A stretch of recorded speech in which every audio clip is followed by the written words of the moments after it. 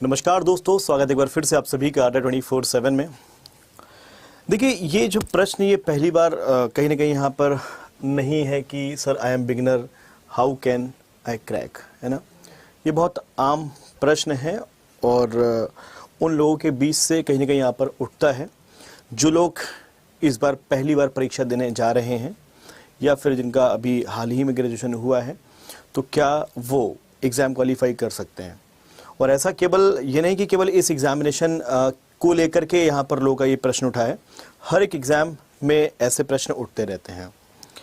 अगर मैं बात करूँ आरबीआई असिस्टेंट की, तो आरबीआई असिस्टेंट एक ऐसा एग्जामिनेशन होता है जिसको क्रैक करने के लिए आपको बहुत डीप नॉलेज की ज़रूरत नहीं होती है।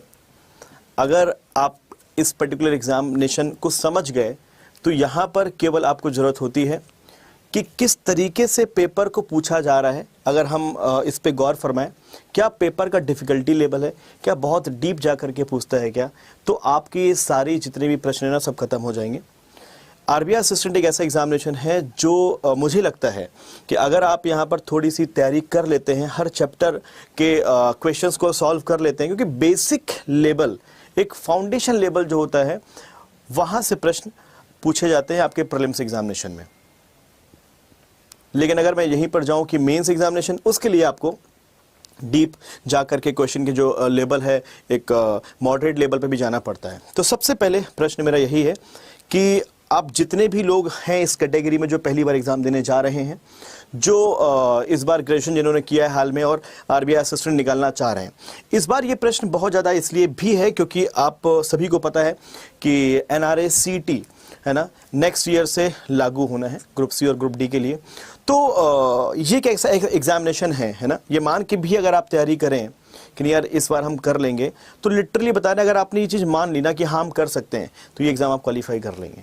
आइए बात करते हैं यहाँ पर किस तरीके से आपको क्या क्या चीज़ें करनी चाहिए। ठीक है, आपको अगर बात करें यहाँ पर प्री एग्जामिनेशन के लिए, ठीक है, तो प्रीलिम्स एग्जामिनेशन में आप सभी जानते हैं 2 फेज होते हैं। एक होता है आपका प्रीलिम्स, ठीक है, और दूसरा होता है मेंस, ठीक है। इसमें प्रीलिम्स जो एग्जामिनेशन होता है, अगर मैं बात करूं यहां लेवल की, तो लेवल जो आपका होता है इजी से भी इजी लेवल देखने को मिलता है। और इस एग्जामिनेशन की महत्वपूर्ण बात यह है कि जो एक्यूरेसी होनी चाहिए, ठीक है ना, और जो स्पीड होनी चाहिए, ये दोनों ही जबरदस्त होने चाहिए। दोनों ही ये मैं कह लूं कि अमेजिंग होने चाहिए। ठीक है, कि अगर आप एक्यूरेसी आपकी अमेजिंग है और स्पीड आपकी अमेजिंग है, इज इक्वल्स टू आपका सिलेक्शन प्रीलिम्स एग्जामिनेशन में। क्लियर है? बहुत क्लियर बात मैं आपको बता रहा हूं। ठीक है, मेंस एग्जामिनेशन का जो लेवल होता है वो अगर बाकी अदर एग्जामिनेशन से मैं कंपैरिजन करूं, जैसे कि आपका आईबीपीएस क्लर्क का मेंस हुआ, आपका आईबीपीएस पीओ का मेंस हुआ, है ना, एसबीआई क्लर्क का मेंस हुआ, इनसे कहीं ना कहीं यहां पर 19 ही होता है। मतलब ये डुएबल होता है, आप कर सकते हो। तो सबसे बड़ी चुनौती, जो सबसे पहली चुनौती है, वो हमारे सामने यहाँ पर प्रीलिम्स है। तो प्रीलिम्स एग्जामिनेशन के जो चीजें, जिसमें क्या क्या चीजें पूछी जाती है, पहले हम उसमें डिस्कशन कर लेते हैं। आप खुद ये फील कर पाओगे कि हाँ सर मैं कर सकता हूं। काफी आसान लेवल देखने को मिलता है और सबसे जरूरी होता है किसी भी एग्जाम को, चाहे वो आसान हो या फिर मॉडरेट लेवल पे हो, सबसे इंपॉर्टेंट चीज यहां पर यह होती है वो कि आप टॉपिक वाइज, ठीक है ना, एक बार सारे कंसेप्ट्स देख लो। ठीक है ना, सारे कंसेप्ट्स कवर कर लो। ठीक है ना, टॉपिक वाइज आप सारे कंसेप्ट्स क्या कर लो, कवर कर लो। जब आप टॉपिक वाइज सारे कंसेप्ट को एक बार सीख लेते हो, तो उसके बाद फिर शुरुआत होती है इन दोनों चीजों की, ठीक है, एक्यूरेसी की एंड स्पीड की। सबसे इंपॉर्टेंट तो यही होता है कि टॉपिक वाइज रीजनिंग में अगर मैं बात करूं, चलिए मैं आपको एक बार लेके चलता हूं रीजनिंग की तरफ। उससे पहले मैं आपको दिखाता हूं किस तरीके से आप कंसेप्चुअल चीजों को आप प्रिपेयर कर सकते हो, कहां से क्या क्या कितना कितना पूछा जाता है। ठीक है, मेंस में अगर बात कहूं तो मैं इतना बोलूंगा कि इस मेंस को आप निकाल सकते हो। ठीक है, इस मेंस को आप निकाल सकते हो। ठीक है, ये भी आप यहां पर इसके लिए क्या लेवल क्या होता है, लेवल क्या होता है, देखो भाई, लेवल की अगर मैं बात करूं यहां पर, तो मॉडरेट से भी कम आपको देखने को यहां पर मिलता है। ठीक है, मैं बस यहां पर इसको नाम मैं यही दूंगा, चूंकि मेंस है तो कह सकता हूं कि इजी नहीं, हाँ थोड़ा सा मॉडरेट इजी कह सकता हूं, है ना। थोड़ा सा लेवल यहां पर क्या मीडियम मैं बोल सकता हूं, ठीक है ना, मीडियम कह सकता हूं यहां पर, मीडियम टू मॉडरेट, और मॉडरेट का बहुत कम हिस्सा आपको देखने को मिल रहा होता है। ठीक है, यहां पर जो आपकी नॉलेज होती है वो चेक होती है। ठीक है ना, नॉलेज आपकी यहां पर चेक होती है। ठीक है, क्या आपकी नॉलेज है यहां पर ये चेक होती है, राइट। मे बी कि आपको वहां पर क्वेश्चन जो आपको आपके प्रीलिम्स एग्जामिनेशन में एक पजल का मिल रहा है वो विदाउट वेरिएबल मिल रहा है, लेकिन आपको हो सकता है कि आपके मेंस एग्जामिनेशन वेरिएबल के साथ मिल रहा हो, लेकिन वो बहुत बड़ा वेरिएबल नहीं, सिंपल आप कर सकते हो। ठीक है, तो नॉलेज पार यहां पर चेक होती है और एक्यूरेसी तो मैटर करती ही करती है। ठीक है ना, चूंकि अगर मैं जाऊं यहां पर इसमें बाकी अदर एग्जामिनेशन कंपैरिजन अगर मैं करूं यहां पे, जैसे आईबीपीएस क्लर्क मैंने बोला, एसबीआई क्लर्क बोला, तो यहां पर आपको जो आपके जो अटेम्प्ट्स है ना, जो आपके अटेम्प्ट्स हैं वो लोग करते हैं 160 भी कर रहे होते हैं, 160 प्लस भी कर रहे होते हैं। इसका मतलब यहां पर 200 में अगर 160 कर रहे हैं, इसका मतलब यहां पर स्पीड की जरूरत पड़ेगी, तो यहां पर स्पीड की जरूरत पड़ेगी। तो आप जो मेंस लेवल के कंसेप्ट्स को जो पढ़ रहे हो, नॉलेज जो गेट कर रहे हो, डीप नॉलेज जो गेट कर रहे हो, उसके बिहाफ में आपको प्रैक्टिस करनी होती है, बस इतना सा समाधान है। ठीक है, सबसे पहले चिंतामयी नहीं होना है। अगर आपको ये सब बातें जो आपको मैं बता रहा हूं आप जांचना चाहते हैं तो अब एक काम कर सकते हैं, वो काम ये कर सकते हैं कि आप प्रीवियस एनालिसिस मैं सबसे हमेशा यही बोलता हूं कि आप कभी किसी के चक्कर में मत पड़ो कि कौन क्या कह रहा है, कोई आपका फ्रेंड कह रहा है टफ इजी, कुछ नहीं, आप प्रीवियस एनालिसिस चले जाओ। प्रीवियस एनालिसिस आप निकाल लो कि लास्ट ईयर्स में जो भी एग्जामिनेशन हुए हैं, ठीक है ना, जो भी एग्जामिनेशन हुए हैं 2000 चाहे वो 22 रहा हो, 2000 चाहे वो आपका 20 रहा हो, चाहे 2017 रहा हो, सब में जाकर उनका लेवल चेक करिए, उनका लेवल चेक करिए। स्पीड और एक्यूरेसी में क्यों बोल रहा हूं, कट ऑफ चेक करिए, चाहे वो प्री की हो या फिर यहां पर मेंस लेवल की हो, अपने आप चीजें क्लियर दिखने शुरू हो जाती हैं। तो मेरा मानना है कि अगर कोई भी स्टूडेंट अगर प्रिपरेशन शुरू कर देगा, ठीक है ना, या फिर जो लोग प्रिपरेशन कर चुके हैं, स्टार्ट कर चुके हैं, वो लोग अगर कंसिस्टेंट लगे रहेंगे, एक कहते हैं ना कि किसी भी चीज को हासिल करने के लिए उसमें जरूरतें कितनी है, कितने एफर्ट्स लगने, अगर उस सीमा को अगर आप पार कर देते हैं तो आपका सिलेक्शन हो जाता है। तो मैंने आपको बता दिया। ठीक है, सबसे पहले मैं चलता हूं, जैसे रीजनिंग की तरफ चलते हैं। ठीक है, मैं आपको रीजनिंग की तरफ लेकर चलता हूं। रीजनिंग में है क्या, 3 सेक्शन बेसिकली हम देखते हैं, मिसलिनियस, पजल सीडिंग और लॉजिकल रीजनिंग। आपके प्री एग्जामिनेशन में ये वाला पार्ट देखने को नहीं मिलता है, और इस एग्जाम के आपके मेंस लेवल पे भी लॉजिकल के बहुत रेयर क्वेश्चन देखने को मिलते हैं। ठीक है ना, तो ये 2 सेक्शन सबसे पावरफुल होते हैं, जहां पर पजल और सीटिंग की अगर मैं बात करूं तो कई जो सेट होते हैं 15 से 20 क्वेश्चंस आपको यहां पर 35 में से यहां मिल रहे होते हैं। ठीक है, यहां पर अगर बात करूं तो यहां पर आपको 15 से 20 क्वेश्चन यहां मिल रहे होते हैं। ठीक है ना, अगर मान लीजिए 20 आपके से सपोज क्वेश्चन यहां से आए तो आपको मिसलिनियस 15, जो कि नहीं होता है। अक्सर देखा गया है यहां पर कि 20 क्वेश्चन तकरीबन आपके मेंस से आपके मिसलिनियस से मिल रहे होते हैं, और 15 क्वेश्चन मतलब 3 sets of puzzle and seating यहां से मिल रहे होते हैं। क्लियर है? तो इसकी जो पजल्स होती हैं, आपने पजल के नाम से भी सुना होगा, लोग बड़ा डर जाते हैं पजल है सीटिंग है, नहीं, इसकी पजल डुएबल होती है, आप उड़ा रहे होते हो। ठीक है ना, 35 में से 35 स्कोर आप कर रहे होते हो। ठीक है, आइए बात करते हैं यहां पर किस तरीके से किस किन टॉपिकों को यहां पर पढ़ना है। देखिए बेसिकली अल्फा न्यूमेरिक सीरीज जो आप देख रहे हैं ये टॉपिक, ठीक है, इस टॉपिक में ऐसा कोई भी नहीं होगा, एक बार कंसेप्ट्स को केवल पढ़ लेना है, आपको बहुत डीप नहीं जाना है, पढ़ लेना है, और हर कंसेप्ट पे बेस, जैसे अगर मैं बात करूं अल्फा न्यूमेरिक सीरीज है तो मिक्स सीरीज होती है। ठीक है ना, मिक्स सीरीज होती है, सिंपल है, सीरीज को देख के आपको बताना होता है ना। डिजिट पे बेस सीरीज होती है, वो आपकी डिजिट आपके यहाँ पर 3 डिजिट हो गया। ठीक है ना, या फिर अगर मैं कहूँ 3 लेटर पे बेस यहाँ पर सीरीज होती है एंड ऑल, इस तरीके से, या फिर केवल लेटर पे बेस सीरीज होती है। ठीक है, तो आपको ये मिल रहा होता है, और कुछ यहाँ पर मिसलिनियस। ये आप सभी के लिए जो टॉपिक होता है ना, कम से कम अगर देखा जाए तो 7 से 8 मार्क्स कैटर करता है। अगर मैं कोडिंग की बात करूं तो कोडिंग में आप एक हलवा पैटर्न कंसेप्ट को सीखा और उस पे बेस आपने क्वेश्चन करना शुरू किए, प्रैक्टिस आपने बढ़ा दी, आपकी स्पीड आने लग गई। ठीक है ना, ये कहां से कर सकते हैं आपको, भाई सिंपल से बहुत सारी बुक्स आपके पास हो सकती हैं, बुक पे आप इनरोल कर सकते हो, या कहीं से बुक परचेस कर सकते हो, या फिर किसी से बुक उधार ले सकते हो, या फिर बहुत सारी पीडीएफ गूगल में पढ़ी है वहां से ले सकते हो। bankersadda.com आप जाओगे, वहां पर क्विज मिल जाएंगी बहुत सारी, वहां से क्विज दे सकते हो। अड्डा 24 की ऐप है, वहां से क्विज, तो प्रैक्टिस टॉपिक वाइज आप यहां से कर सकते हो। कोडिंग वाला जो टॉपिक है आपका, ये आपका 1 नंबर से 5, एक क्वेश्चन से 5 क्वेश्चन तक आपको देखने को मिल सकते हैं यहां से, बहुत आसान। ब्लड रिलेशन जो आपको मिल रहा होता है, डायरेक्शन जो आपको मिल रहा होता है, यहां से 2 से 3 क्वेश्चन मिल रहा होता है, बेसिक लेवल के ब्लड रिलेशन डायरेक्शन आपको देखने को मिल रहा होता है। क्लियर है?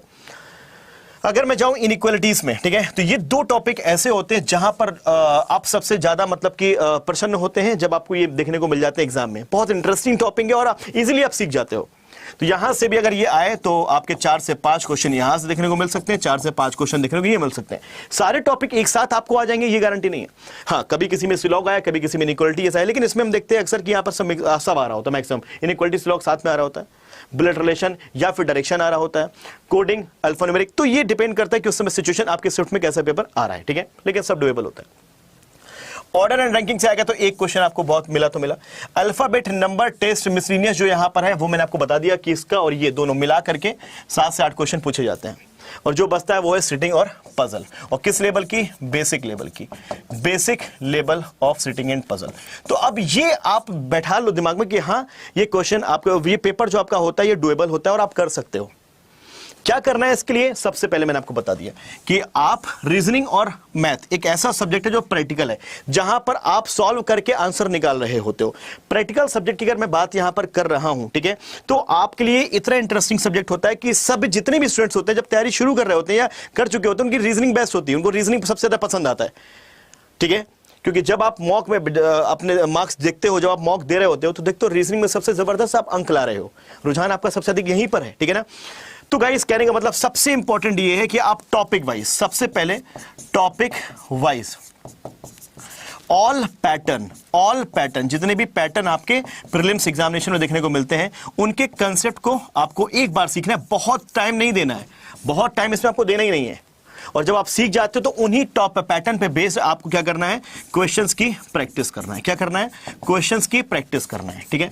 और पहले आपका जो एक कहते हैं ना, जो एक सीक्वेंस होता है वो ये होता है, सबसे पहले आप उस टॉपिक में जाकर के कंसेप्ट को अच्छा करिए।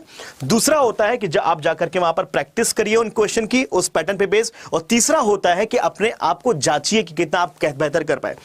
अपने आप को जांचने के लिए आप क्या कर सकते हैं? क्विज दे सकते हैं, या फिर यहां पर टॉपिक वाइज आप टेस्ट दे सकते हैं, जिसमें आपको पता चलेगा कि आप इस पर्टिकुलर टॉपिक में आप कितना बेहतर कर पा रहे हैं। Is that clear? ये आपका एक तरीका होता है। मैं आगे की तरफ अगर बढ़ूं तो चलते हैं यहां पर किसकी तरफ? मैथमेटिक्स की तरफ। क्वांट में 3 सेक्शन होते हैं, स्पीड मैथ, अरिथमेटिक और डीआई। क्लियर है बात? जहां पर स्पीड मैथ लोगों का यहां पर एक दिलचस्प टॉपिक होता है, काफी आसान क्वेश्चन, 10 से 15 क्वेश्चन देखने को यहां से मिल रहे होते हैं, ठीक है ना। और यहां पर देखिए अरिथमेटिक की बात अगर मैं यहां पर कर रहा हूं तो अरिथमेटिक आपका जो आरबीआई असिस्टेंट का लेवल का है वो आपको बहुत ज्यादा मतलब कि कहते हैं ना कि इतना टफ नहीं पूछता है, इजीली आप क्रैक कर सकते हो। 1 लाइनर 2 लाइनर इस तरीके से आपको मिल रहा होता है। बहुत कॉम्प्लिकेटेड सिचुएशन वहां पर अरिथमेटिक में क्रिएट नहीं कर रहा होता है, ठीक है। अरिथमेटिक एक बहुत प्रैक्टिकल सब्जेक्ट है, जहां पर आप चीजों को जितना प्रैक्टिकल वे में लोगे उतना ही बेहतर आप कर पाओगे। डीआई की अगर बात की जाए तो डीआई में आपका टेबल डीआई हो गया, बार डीआई हो गया, है ना, और आपका ग्राफ डीआई हो गया, और आपका केसलेट डीआई अगर बहुत ही छोटे लेवल पे देखा जाए, ठीक है। सो गाइस यहां पर देखिए, शुरुआत लोग करते हैं यहां पर किससे? आपको शुरुआत करनी है इससे, अपने कैलकुलेशन को सबसे बेहतर करना है। तो सिंप्लीफिकेशन से आपको अप्रोक्सीमेशन देखने को इसमें नहीं मिलेगा। जो पीओ के लेवल के पेपर होते हैं वहां पर अप्रोक्सीमेशन देखने को मिलता है, लेकिन यहां पर सिंप्लीफिकेशन देखने को मिल रहा होगा, ठीक है ना। आपका यहाँ पर इनइक्वालिटी जो आपका बहुत छोटे छोटे इक्वेशंस में पूछ रहा होता है वहां पे, ठीक है ना, और नंबर सीरीज। तो यहां से मान के चलिए कि आपका 5 नंबर यहां से सिंप्लीफिकेशन में 10 क्वेश्चन देखने को मिल जाते हैं। इवन कभी कभी आपको यहां से 20 क्वेश्चन देखने को मिल रहे होते हैं, ठीक है ना।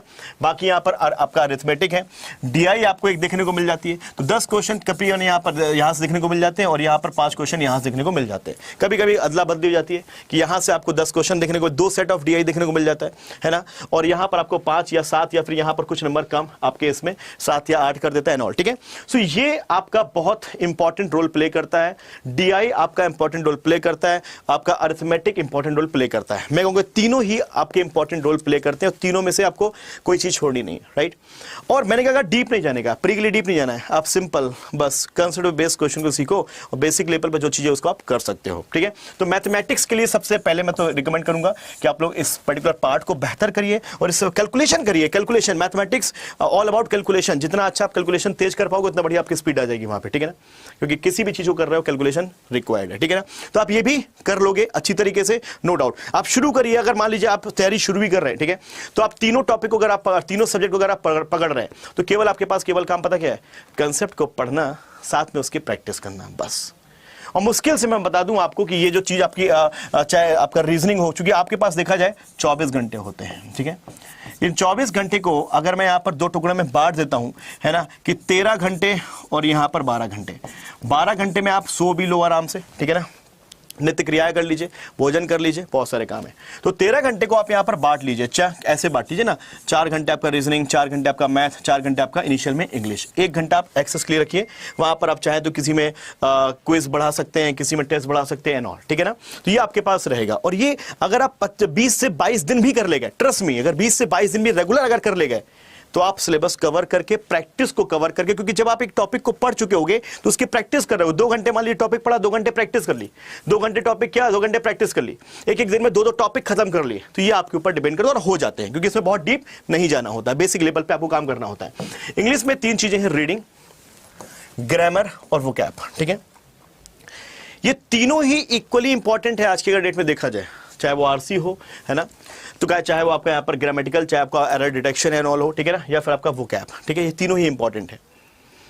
अब ऐसी जगह से, ऐसे रिसोर्स से पढ़िए जहां पर आपको तीनों का वेटेज इक्वल करके पढ़ाया जा रहा हो। लेकिन लोग यहाँ पर फोकस किसमें करते हैं, पूरे टाइम ग्रामर में ही कर रहे होते हैं। इससे बचा जाए, क्योंकि ये दोनों उतनी ही इंपॉर्टेंट चीजें होती हैं, ठीक है ना। सो गाइस, आगे की तरफ हम लोग बढ़ चलते हैं। क्या है आपके इंग्लिश सिलेबस में, reading comprehension, cloze test, para jumble, error detection, sentence correction, misspelled, phrase replacement, word swap, word arrangement, fillers, match, इन्हीं से क्वेश्चन आपके आ रहे होते हैं, ठीक है। तो और इतना इजी लेवल आपको देखने को मिल रहा है, आप 30 में आउट ऑफ 30 यहां पर करोगे, मेरा वादा है, ठीक है, करोगे। लेकिन बस वही चीज है कि आप को वो चीज, वो ट्रैक मिल जाए, अपने आप को ये कह सको कि भाई अगले जो 25 डेज मुझे रहना है, बहुत सीरियस रहना है। अगले 25 डेज तुमको बहुत सीरियस रहना है। आपको इन 25 डेज को कन्वर्ट करना है कहीं ना कहीं यहां पर क्या 50 डेज में, इस तरीके की इफिशियंसी आपको रखना है, ठीक है। और ये कर सकते हैं जब आपके सामने जब कुछ खोने के लिए है ही नहीं मेरे भाई, ठीक है ना। Is that clear? तो आप यहां पर कुछ भी कर सकते हो। ट्रैक मैंने आपको जैसे कि बताया, आप इसे फॉलो करिए। क्या सबसे पहले आप कोई भी बैच या फिर आप कहीं से भी वीडियो देख रहे हैं, मैं कहूंगा ज़ाया मत करिए समय, कोई एक प्रॉपर एक बैच या फिर कोई जैसे भी आप कर सकते हो, करना चाहे कर सकते हैं। आप उस पे जा करके आप प्रॉपर कहते हैं ना कि अपनी फैकल्टीज को फॉलो करिए, ठीक है। वो आपका वीडियो कोर्स भी हो सकता है। मैं कहूँ ठीक है, आप कुछ मत करिए, वीडियो कोर्स ले लीजिए, ठीक है, जिसमें आप अपने मन के मुताबिक वहां क्या कर सकते हैं, वहां पर आप टॉपिक को पढ़ सकते हैं या फिर लाइव भी जा सकते हैं कि चलो यार हमारा एक बना हुआ है कि हम एक दिन में 3 क्या बोलते हैं कि सब्जेक्ट पढ़ रहे हैं और उसकी प्रैक्टिस कर रहे हैं, एक मेंटोर का साथ मिला हुआ है और आपको लगता है कि नहीं यार हम थोड़ा सा इनके साथ तो पढ़ेंगे, साथ में साथ एक काम करते हैं, वीडियो कोर्स भी, उससे क्या होगा कि सारे लेक्चर रिकॉर्डेड होंगे, हम आगे कभी पढ़ते जाएंगे, ठीक है ना, जितना आप बेहतर कर सकते हो। तो सबसे पहले है ना क्या कर लो, यहाँ पर क्लियर योर कंसेप्ट, है ना, क्लियर योर कंसेप्ट फर्स्ट, ये सबसे इंपॉर्टेंट है। अपने कंसेप्ट को सबसे पहले आपको क्या करना है, क्लियर करना है। और उस कंसेप्ट पे बेस्ड आपके पास प्रैक्टिस करने के लिए आपको मटेरियल भी चाहिए। पता चला कंसेप्ट पढ़ ले क्लास में, बोले बहुत बढ़िया, प्रैक्टिस किए नहीं, तो आप वहां पर क्या कर सकते हो, बहुत सारा मतलब कि मैंने आपको कंटेंट की बात की, तो बुक आप यहां पर ले सकते हो, ई बुक आजकल ट्रेंड में, ई बुक आप ले सकते हो, या फिर टॉपिक वाइज आपको कहीं PDF मिल जाए क्वेश्चन का, जहां पर क्या लिखा हो, जहां पर आपको डिफिकल्टी लेवल लिखा हो कि भाई इसका डिफिकल्टी लेवल इजी है या फिर मीडियम है, मॉडरेट या हाई लेवल नहीं पढ़ना है, ठीक है ना।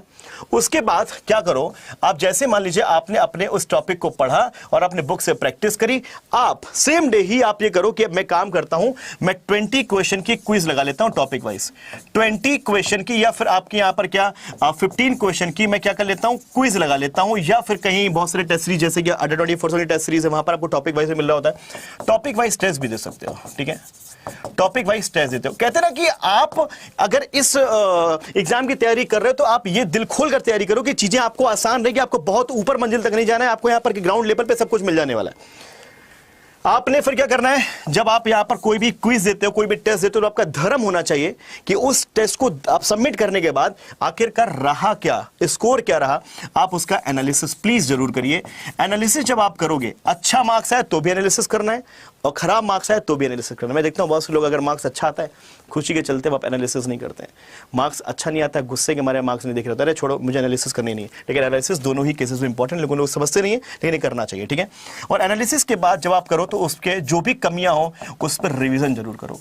हम किसी क्वेश्चन को क्या और बेहतर तरीके से कम समय में बना सकते हैं, क्या इस पे आपको बात विचार करना होगा, ठीक है ना। अब जब ये सब कर रहे होंगे, टॉपिक वाइज जब आप पढ़ रहे होंगे, तो आपका वही अगर कहते हैं ना मेहनत से पढ़ रहे हैं, आप रेगुलर पढ़ रहे हैं, तो आप आराम से 17-18 दिनों में मेरे भाई जब ये खत्म कर लोगे, साथ में तुम्हारे पता क्या होता रहा, तुम्हारी प्रैक्टिस भी होती रही, तुम टॉपिक वाइज टेस्ट भी देते रहे। अब उसके बाद तुम्हारे पास समय क्या बचता है, फुल मॉक देने का। फुल मॉक ऐसा मत करना कि आधे अधूरे टॉपिक पढ़े फुल मॉक देना शुरू कर दिया, फुल मॉक देना शुरू करो। तो एग्जाम तक कम से कम कोशिश करिए कि ये होने के बाद कम से कम वहां पर आप 20 से 25 मॉक तो एट लीस्ट लगाए ही लगाए मेरे भाई, ठीक है। वहीं से स्पीड आएगी, ये बात याद रखिएगा। एक्यूरेसी तो आप प्रैक्टिस करके ले आते हैं, लेकिन स्पीड कहां पे आती है, यहां पे आती है, ठीक है। तो आप कर सकते हैं, डेफिनेटली आप कर सकते हैं। तो आप इस चीज को फॉलो करिए और कोशिश करिए, जैसे कि कुछ चीजें होती हैं, जैसे कि आपकी रीजनिंग है, तो रीजनिंग में क्या करिए, जब आप शुरू कर रहे हैं प्रिपरेशन, तो आप कहीं से भी जो आपका वीडियो कोर्स है उसमें सिटिंग और पजल के कंसेप्ट को सबसे पहले सीख लीजिए। मैं आपको बता रहा हूं, ये बाकी मिसलिनियस चलता रहेगा। आप सबसे पहले क्या करिए, आप किसी भी वीडियो कोर्स या किसी वाईटी क्लास से, है ना, आप लिख देना puzzle by Shubham sir, sitting by क्या बोलते हैं शुभम सर, आपको मिल जाएगा वहां पे, ठीक है। तो उसके एक बार आप नियम कानून एक बार सीख लीजिए और उसके बाद आप ये बांध लीजिए कि डेली बेसिस पर, उसके बाद यहां पर बांध लीजिए कि मुझे डेली बेसिस पर क्या करना है, डेली बेसिस पर मुझको वहां पर सिटिंग और पजल के एटलीस्ट 5 पजल बेसिक लेवल का, मीडियम लेवल का और 5 सिटिंग करना ही करना है। ये आपका रीजनिंग में आपने बांध लिया कि मुझे करना ही करना है, क्योंकि आप जो प्रैक्टिस की बात है वो आपकी सिटिंग एंड पजल में जाके फंस रही है, आप वो डे 1 से करना शुरू कर दिए हो, साथ में आप रीजनिंग का टॉपिक पढ़ते जा रहे हो, लेकिन ये ठीक है ना। मैथ में कैलकुलेशन आपको करनी ही करनी है, मैथ्स में आपको कैलकुलेशन करनी ही करनी है। आप सिंप्लीफिकेशन हर दिन सॉल्व करोगे, हर दिन सॉल्व करोगे, हर दिन आप वहां पर सिंप्लीफिकेशन और नंबर सीरीज बना रहे होगे। सिंप्लीफिकेशन आप करीबन वहां पर 15 से 20 क्वेश्चन प्रैक्टिस कर लो, नंबर सीरीज कम से कम 10 क्वेश्चन की प्रैक्टिस कर लो, ये आपका डेली चल रहा होगा, ठीक है ना। और इंग्लिश में द मोस्ट इंपॉर्टेंट थिंग वो ये कि आप रीडिंग हैबिट को जनरेट करें, ठीक है ना। रीडिंग हैबिट को डे 1 से जनरेट करें, 1-2 आरसी आप जरूर पढ़ें, जरूर उसको सॉल्व करने की कोशिश करें। साथ ही साथ यहां पर मोस्ट इंपॉर्टेंट आपका वोकैब, मोस्ट इंपॉर्टेंट यहां पर वोकैब, ये आपको इन क्लासेस के अपार्ट ऑफ क्लासेस ये काम आपको खुद से करना होगा, याद रखिएगा। आप सिलेक्शन लोगे ही लोगे। अब आप कह रहे होंगे सर कि बताइए कि हम किस चीज को ऐसा प्रेफर करें जिससे कि चीजें बेहतर हो जाए। तो देखो भाई, यहां पर आपके लिए रिसोर्सेज के फॉर्म में ये एक ऐसा बैच है, मैंने क्या बोला कि जनरली यहां पर लोग grammar, vocab and reading comprehension की बात कर रहे होते हैं, तो ग्रामर में फोकस कर रहे होते हैं, लेकिन ये एक ऐसा बैच है जहां पर तीनों पढ़ाया जा रहा होता है। ये एक ऐसा बैच है जहां पर आपको सिटिंग पजल की जो पीडीएफ है वो पहले दिन ही दे दी जाएगी कि भाई तुम बेसिक लेवल की तैयारी शुरू कर दो, पजल लगाना शुरू कर दो। एक ऐसा बैच है जहां पर आपको मैथ्स के कहते हैं ना कि यहां पर सिंप्लीफिकेशन एंड आपके नंबर, आपका जो नंबर सीरीज वगैरह है वो आपको पहले पीडीएफ में दे दिया जाएगा। उससे क्या करेंगे, आप पहले दिन से प्रैक्टिस करना शुरू कर देंगे, ठीक है। तो यहां पर ये बैच आपका जो शुरू हो रहा है कल, है ना, यानी 19 सितंबर, तो आप सभी लोगों के लिए एक अपॉर्चुनिटी है और इस अपॉर्चुनिटी को आपको खोना नहीं है।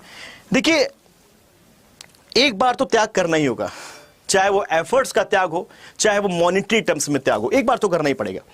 अपने आपको खुद को आग में झोंक दीजिए। मैं कहता हूं ये 20-25 दिन आपको कोई देखे ना मोहल्ले का, सोच ले गया कहां, लेकिन जब बन के बाहर निकलोगे ना तो भाई हाहाकार होगा। Is that clear? तो आप इस बैच के साथ जाइए। इस बैच में आपको प्री आपको कवर कराया जाएगा पहले, फिर आपको मेंस भी कवर कराया जाएगा, ठीक है ना। इस बैच में आपको डीपीपीस मिल रहे होंगे, डेली प्रैक्टिस पेपर भी मिल रहा होगा। इस बैच में आप सभी लोगों को डाउट सेशन भी है, जो सबसे इंपॉर्टेंट है। सर डाउट पढ़ तो लिया, लेकिन डाउट कहां क्लियर होंगे, तो यहां पर आपको डाउट सेशन भी मिल रहा होगा। साथ में यहां पर आपकी जो फैकल्टी उनकी मेंटरशिप भी मिल रही होगी, जहां पर गूगल मीट वगैरह है, मेंटरशिप है ना।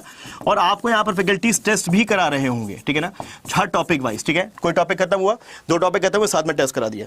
तो ये रिसोर्स है जहां से आपको क्या वो चीजें मिल रही होगी, जहां से आप कवर कर सकते हो अपना लाइफ, हमारे साथ यहां पर प्रिपरेशन कर सकते हो। इंपॉर्टेंट चीजें आपकी यहां पर ये आरबीआई असिस्टेंट का पेपर कैसा था, मॉक टॉपिक वाइज आपको दिख रहा है, यहां पर कंप्लीट मॉक भी दिख रहा है। तो ये चीज आपकी स्पीड को बेहतर करेगा, एक्यूरेसी बेहतर करेगा। प्रैक्टिस के लिए ये बुक है, चाहे ये बुक इंग्लिश में लेना हो तो इंग्लिश ले लो, हिंदी में लेना हिंदी में ले लो, ठीक है। ये रिसोर्सेज है। आप बैच को इनरोल करने के लिए मैं आपको लिंक दे रहा हूं, ठीक है ना, आपके कमेंट सेक्शन में। इस कोड को लगाकर ऐप के थ्रू आप इनरोल कर लो, ठीक है। और ये जो बुक और टेस्ट सीरीज है, इसके लिए कोड में एक एस बढ़ जाता है, सिलेक्शन के लिए ये मोस्ट इंपॉर्टेंट है, एस यहां पर बढ़ जाता है, तो आप इनरोल कर सकते हैं। अब इससे भी बेहतर बात यह कि सर हमें वीडियो कोर्स कहां मिलेगा, तो आपके लिए मैं सजेस्ट करूंगा महापैक।